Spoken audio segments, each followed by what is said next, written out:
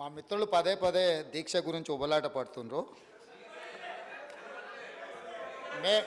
మేము ఎప్పుడు కూడా చావు నోట్లో తలబెట్టి తెలంగాణ సాధించినమని మేము ఎప్పుడు చెప్పుకోలే.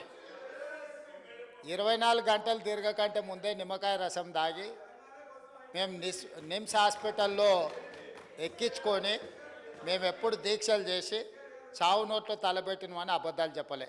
రెండవది, 100 రూపాయలు పెట్టి పెట్రోల్ కొనుక్కున్నాం కానీ 10 పైసలు పెట్టి అగ్గిపెట్టె కొనుక్కోక డ్రామా చేయడం ద్వారా శ్రీకాంతాచార్యని, ఓ ఈశాన్ రెడ్డిని, ఓ యాదయ్యను మేము బలి కొనలే.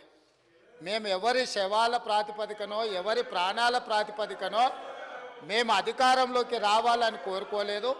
కోల్పోయిన అధికారాన్ని మళ్ళీ ఇతర ప్రాణాలను బలిచ్చి కుర్చీలో కూర్చోవాలని అనుకోవడం లేదు. అయితే తెలంగాణ రాష్ట్ర విశాల ప్రయోజనాల దృష్ట్యా అక్కడ కల్వకుంట్ల తారక రామారావు గారు, ఇక్కడ తన్నీర్ హరీష్ రావు గారు దీక్ష గురించి ప్రతిపాదించారు.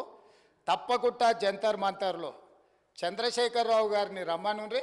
చంద్రశేఖరరావు గారు, నేను ప్రతిపక్ష నాయకుడిగా చంద్రశేఖరరావు గారు, సభాపక్ష నాయకుడిగా నేను తెలంగాణకు నిధులు తెచ్చుడో అవసరమైతే సచ్చుడో తేలుద్దాం. మేం సిద్ధం. తారీఖు పెట్టండి, చంద్రశేఖరరావుని తీసుకొని రండి.